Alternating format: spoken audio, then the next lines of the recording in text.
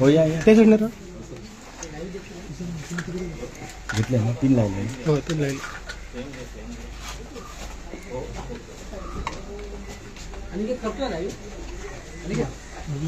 Okay घ्या ना तुम्ही जातो नाही ओके ओके ओके सर तुम्ही आता तिलवडेकरांच्या घरी भेट दिला कालच्या संपूर्ण प्रकारानंतर चर्चा आणि काय साधारणपणे तुमच्या चर्चेत मुळात मला हे कळलं नाही की आम्ही सगळेजण एका राजकीय पक्षाचे सदस्य आहोत, कार्यकर्ते आहोत, पण आमचे वैयक्तिक आयुष्य आणि आमचे व्यवसाय आणि या सगळ्या गोष्टी असतात ना. कोण हॉटेल व्यावसायिक आहे, कोण पर्यटन व्यावसायिक आहेत, कोणाचे क्रशर आहेत, कोण रोड कॉन्ट्रॅक्टर आहेत ना सगळ्यांचे. आम्ही राजकारण समाजकारण धरून आम्ही पक्षाचं काम करतो, कारण का आम्हाला पक्षाची विचारधारा आवडते. आम्हाला देशासाठी, राज्यासाठी, सिंधुदुर्गासाठी काम करायचं असतं, म्हणून आम्ही त्या पक्षाचे सदस्य होतो. पण त्याच्यामुळे आम्ही आमचं वैयक्तिक आमचं जे पोटा पाण्याचा जो विषय आहे तो बाजूला ठेवू शकत नाही ना. आणि तेच आमचे विजय केनोडीकर आता नाही वर्षानुवर्ष करतात. त्यांचं बाजारपेठामध्ये त्यांचं स्वतःचं दुकान आहे, त्यांचा व्यवसाय आहे आणि व्यवसायाच्या दृष्टिकोनातून त्यांच्या घरामध्ये अशा पद्धतीचा उलाढाल असेल तर मला कळलंच नाही काय चुकीचं आहे. मला कोणाच्या आरोप प्रत्यारोप या भानगडीत जायचंच नाहीये, कारण का तो आता सगळी ही पूर्ण तक्रार कोणाकडे गेली आहे, राज्य निवडणूक आयोगाकडे गेली आहे, पोलीस चौकशी करतायत. म्हणून त्या याच्यामध्ये आम्ही कोणीही हस्तक्षेप करणं हे मुळात चुकीचं आहे. पण मला एवढंच माहिती आहे की विजय केनोलेकरजींच्या इकडून अशा पद्धती कुठली कृत्य होत नाही, एक. आणि दुसरं मी तुम्हाला मूळ सांगतो, भारतीय जनता पक्षाला अशा पद्धतीच्या निवडणुका लढवण्याची काही गरज नाही, काही गरज नाही. आमच्याकडे नरेंद्र मोदी साहेबांसारखं नेतृत्व आहे, आमच्याकडे फडणवीस साहेबांसारखे मुख्यमंत्री आहेत. म्हणून आम्हाला अशा पद्धतीने निवडणुका लढवण्याची गरजच नाही. आम्ही विकासावर, आमच्या सरकारच्या योजनांवर, याच गोष्टीवर आम्ही निवडणुका लढवतोय. आणि म्हणून हे जे काय प्रकार घडला त्या बाबतीमध्ये आता राज्य निवडणूक आयोग आणि पोलीस खात्यातून उलगडा होईल, त्याच्यावर कळेल पुढे काय काय होतंय. पण हा पैसा निवडणुकीसाठी नव्हता हे स्पष्ट होते का? हे आता मी कसं तुम्हाला त्याचं उत्तर देऊ? ते आता निवडणूक आयोग चौकशी करणार, पोलीस चौकशी करणार. पण मूळ त्या ज्याच्या घरामध्ये हे सगळं सापडलं त्याचा व्यवसाय आणि त्याचा बॅकग्राऊंड आपण बघणार आहोत की नाही. तो कोण आहे, त्याचा व्यवसाय आहे का, तो घरात बसून नुसतं ह्याच गोष्टी करतो, नुसतं राजकीय कार्यकर्ता, पण त्याचा स्वतःचा व्यवसाय आहे की नाही. या सगळ्या गोष्टी तर त्या व्यक्तीचं प्रोफाईल बघितल्यानंतर पण मला असं वाटतं ह्या गोष्टीची उत्तरं सगळ्यांना भेटेल ना, आणि लवकरच भेटतील. जे काय चौकशी निवडणूक आयोग करेल, जे काय चौकशी आमचे पोलीस करतील ते निपक्षपातीने असेल, स्पष्ट असेल, कोणाची बाजू न घेता पारदर्शक पद्धतीने असेल. आणि आता नुसत्या एकच तक्रारी नाही, सगळ्या तक्रारीवर निपक्षपाती होणार, पारदर्शक होणार.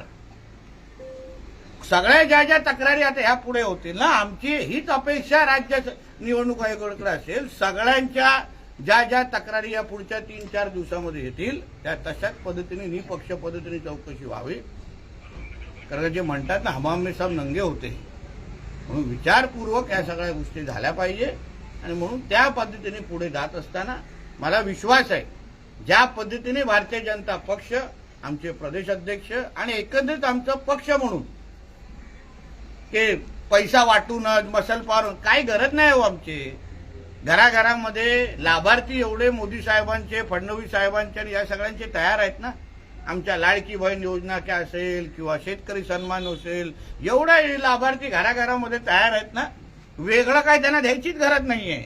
सरकारच्या योजना माध्यमातूनच त्यांना भरपूर त्यांच्या पात्रतेच्या अनुसार त्यांना मदत किंवा लाभ सरकारकडून देत आहे. या प्रकरणाचं राजकारण होते त्यांना काय उत्तर द्या आणि कोकणची ही संस्कृती मुळात नव्हती. तुम्हाला सांगतो, ही निवडणूक आम्ही विकासाच्या अजेंडावर घेऊन जातोय, लढवतोय, मतदारांच्या समोर जातोय आणि म्हणून कोणी कितीही प्रयत्न केले तर सिंधुदुर्ग जिल्ह्याच्या निवडणुका या विकासाच्याच अजेंडावर लढवल्या जाणार. प्रत्येकाला आपल्या आपल्या पद्धतीने आरोप करण्याचे अधिकार आहे, पण भारतीय जनता पक्ष म्हणून आमच्या प्रदेशाध्यक्षांची भाषणं बघा, माझी स्वतःची पालकमंत्री म्हणून भाषणं बघा, आमच्या जिल्हाध्यक्ष असो, प्रत्येक आमचा उमेदवार हा फक्त विकासाच्याच मुद्द्यावर आम्ही बोलणार आणि 30 तारीख संध्याकाळी 5 वाजेपर्यंत जोपर्यंत प्रचार संपत नाही आमच्या तोंडातून मुखातून फक्त विकासाचाच अजेंडा. सिंधुदुर्गचा मतदार म्हणजे ह्या 4ही शहरामध्ये राहणारा मतदार हाच आमचा केंद्रबिंदू आहे. ह्याच्या सगळ्याची उत्तर आता मुळामध्ये ह्याची सगळी उत्तर निवडणूक आयोग देईलच तुम्हाला. जेव्हा ही केस चालेल त्याची चौकशी होईल तेव्हा देईल. पण त्यामुळे आम्ही आमची निवडणूक भरकटायला देणार का? कितीही कोणी प्रयत्न केले तरी आम्ही निवडणूक भरकटायला देणार नाही. ही निवडणूक फक्त विकासावरच लढवणार.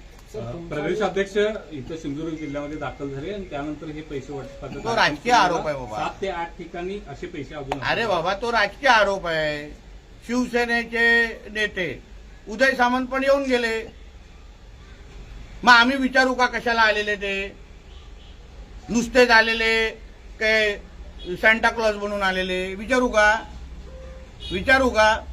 कारण का आम्हाला त्या नेते येतात, नेते आहेत ते प्रदेशाध्यक्ष, आमच्या पक्षाचे प्रदेशाध्यक्ष आहेत. चव्हाण साहेबांनी पुन्हा कोकणामध्ये ज्या पद्धतीने भारतीय जनता पक्ष रुजवला, लोकसभा विधानसभा ज्या पद्धतीने तेव्हा महायुती म्हणूनच काम केलं ना, तेव्हा हेच चव्हाण साहेब होते आणि आताही ते राज्याचे प्रदेशाध्यक्ष आहेत. आणि म्हणून कोणी आमच्या जिल्ह्यामध्ये अगर येत असतील, प्रचारासाठी येत असतील, राज्याचं आमचं नेतृत्व आहे ते भारतीय जनता पक्षाचं, त्याच्यावर मला नाही वाटत आक्षेप घेतला पाहिजे. सर म्हणजे आता या संदर्भात तुम्ही सत्तेमध्ये मित्र पक्ष देखील राज्यामध्ये तुमचं काही कम्युनिकेशन झालंय की निलेश राणेंसोबत आणि भविष्यात या विषयावरती कधी? आम्ही आमच्या निवडणुका लढवतोय ना, आमच्या निवडणुका लढवतोय. ते त्यांच्या पक्षाची निवडणूक लढवतोय, ते त्यांचे नेते म्हणून शिवसेनेची बाजू धरतायत. आम्ही भारतीय जनता पक्ष म्हणून लढवतोय. आमच्या सिंधुदुर्ग जिल्ह्यामध्ये आम्ही स्वबळावर मैत्रीपूर्ण लढत आम्ही लढवतोय आणि प्रत्येक पक्ष आपली आपली बाजू लढतोय, आपली बाजू लढतो. म्हणून त्या पद्धतीने कोण काय करतंय हे बघण्यासाठी, कम्युनिकेशन करण्यासाठी ह्या निवडणुका नाही. खोटं नेरेटिव्ह पसरवलं जातंय असं रवींद्र चव्हाण यांनी म्हटलं. स्पष्टच आहेत ना. कारण का आम्ही विकासावर बोलतोय, आम्ही मालवण शहराच्या विकास आराखड्यावर बोलतोय, आम्ही भुयारी गटार योजनेवर बोलतोय, आम्ही वेंगुर्ल्यामध्ये काय करणार, आम्ही कणकवलीमध्ये काय करणार, आम्ही सावंतवाडीमध्ये काय एवढे तुम्ही आमची भाषणं बघा ना. 8-10 दिवस आता तो शेवटचा टप्पा आलेला आहे निवडणुकीचा. 2-3 दिवसामध्ये प्रचार संपेल आणि आमच्या कुठल्याही पक्ष भाषणामध्ये फक्त विकासच तुम्हाला दिसणार, बाकी काहीच दिसणार नाही. सर, राणेसाहेबांनी भाजपच्या उमेदवारांना पाठिंबा दिल्यानंतर या घटना वाढू लागल्या असं वाटतं? अरे असं काय नाही बाबा. भारतीय जनता पक्षाचे राणेसाहेब नेते आहेत कणकोली, मुळामध्ये पाठिंबा कणकोली ते आमचे जे कॅन्डिडेट तिथे गेलेले भारतीय जनता पक्षाचे, तेव्हा राणेसाहेबांनी त्यांच्या डोक्यावर हात ठेवला की तुम्हाला माझा आशीर्वाद आहे, मला अजून दुसऱ्याचा कोणालाही आशीर्वाद नाही, असं स्पष्ट राणेसाहेबांनी भूमिका कणकोली शहरामध्ये घेतलेली आहे. सगळ्या मुद्द्यांवरून भाजप आणि शिवसेना या 2 मित्र पक्षांमध्ये संघर्ष वाढताना दिसतोय. एक लक्षात घ्या, आम्ही तसे प्रगल्भ आहोत. तुमचे चॅनल 10-11 दिवस चालले पाहिजे ह्यासाठी आमच्या ह्या सगळ्यांचा खाटात उभा आहे.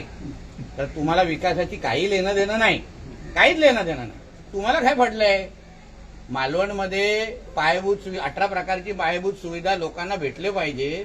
तुम्ही पण सिंधुदुर्गचे नागरिक आहात. कधी विकासाच्या अजेंड्यावर लढवायला प्रयत्न करताय का? कधी एवढ्या कॅमेरा कधी आमच्या मतदारांच्या कुठल्या गरजेच्या अनुसार जमा केलेले आहेत का? नाही ना. म्हणून जे आहे ते ठीक आहे. ठीक आहे, धन्यवाद. आता आपल्याला विनंती आहे, ते पुढे गेले विकास गावकर.